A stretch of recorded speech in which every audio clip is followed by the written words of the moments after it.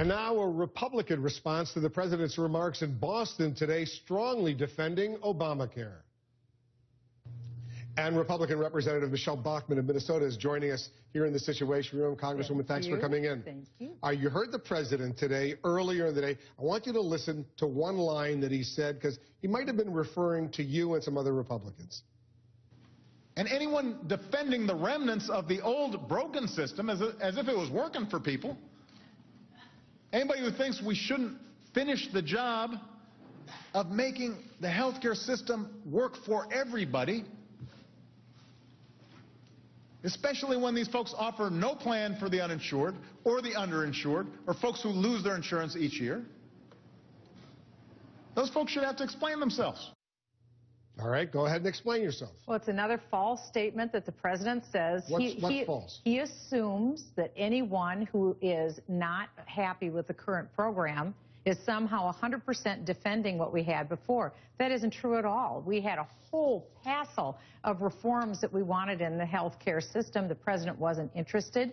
He only wanted the federal government to completely subsume all of health care and then force every American, whether they liked it or not, into his version of health care. And it was really interesting, Wolf. The way the president opened his speech was to praise Mitt Romney for working with Republicans and Democrats in Massachusetts. And that's what's so bizarre. The president didn't work with one Republican on this massive takeover. He tried, but the Republicans didn't want to work with him. He didn't. They didn't like his ideas. He didn't get one Republican vote. I know he didn't get any votes. What does that say? That tells you the president had one idea for health care, which is the government ownership, government control, and government mandate. Right. We don't want forced programs. We want choice in programs and freedom for people. So this is the law right now, the Affordable Care Act. It is the law. Do you want to try to make it better, to fix it, or do you just want to destroy it? No, what I want is the finest possible health care for America that we can have. We did have fabulous health care, and I think we can again. Well, a lot of people didn't have fabulous health care. There were millions of people who had no health care. Well, remember what the president's talking about right now is fantasy health care. He promised all Americans that you and I would be saving $2,500 a year. Didn't happen. It's not going to happen. He promised us no tax increases. Huge tax increases. In fact, the biggest middle-class tax increase we've ever seen. He told us that if we liked our health insurance plan, we could keep it. Tell that to 16 million Americans today. Or that the cost was actually going to go down. That didn't happen to Jason Anderson in my district, who's 31 years old, who he and his wife and his 2-year-old baby saw their premium double and their deductible triple. What about all those people who now can buy health insurance because they had a pre-existing condition? And earlier they couldn't buy health insurance. All of a sudden now they can go out there and buy health insurance. You would welcome that. That was the heartbreaker for every American to hear those stories. That's something where Republicans and Democrats could have come together. The Washington Post said this is a $5 billion problem. You know me, Wolf, I'm a strong fiscal conservative.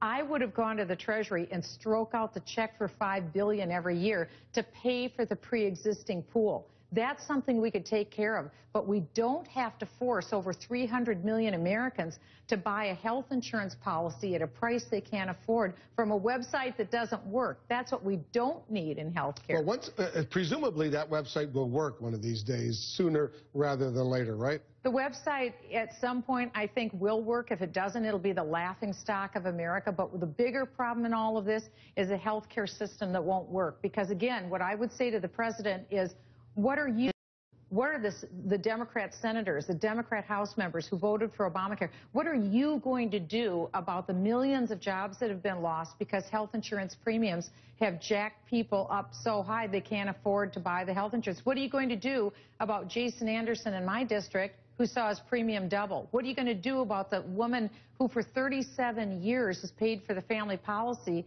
This year, again, her premium will go up $2,000 a year, and her deductible will triple. But I think you agree, for all of those stories, there are a lot of other stories, heartbreaking stories as well, where people who had no health insurance, now for the first time in their lives, they do have health insurance.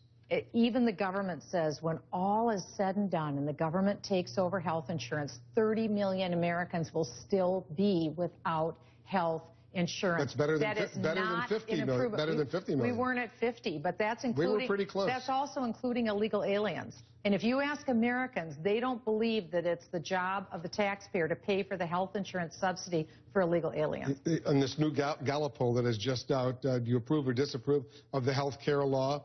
It's actually improved a little bit. August, 41% approved. Now it's up to 44%. So there's a slight improvement. People are beginning to like it a little bit more.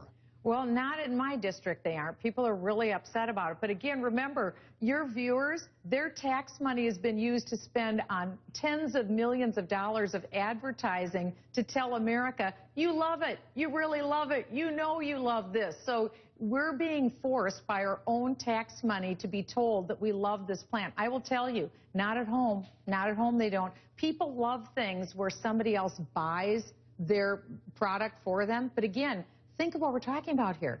Every American is forced to buy a product, whether they want to or not, at a price most of them can't afford unless the government subsidizes it. And again, what we believe is that it should be voluntary. If there are people without health insurance, we get that. But make it voluntary. Don't force us to buy something that we don't want to buy. We will continue this conversation. Very good. Michele Bachmann, thanks for coming in. Thank you, Will.